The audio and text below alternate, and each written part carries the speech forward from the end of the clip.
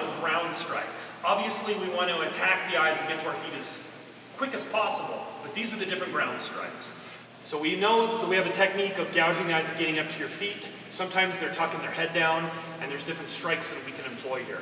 The main one I want to talk about is the chop to the neck. Brittany can chop right to the neck. Boom! To each side of carotid arteries. Boom! This is something that isn't allowed in MMA. Also, downward elbows. Here, holding the head, elbowing with one. Here, hammer fists. Cupping the ears as well. The cups. You're cupping your hand. Boom! Putting all your power. These are strikes that are available on the street that are not available in MMA. It's a completely different game. Gouges to the eyes. There's a move I call the screwdriver where you're bringing your thumb up, bringing their head, and popping in.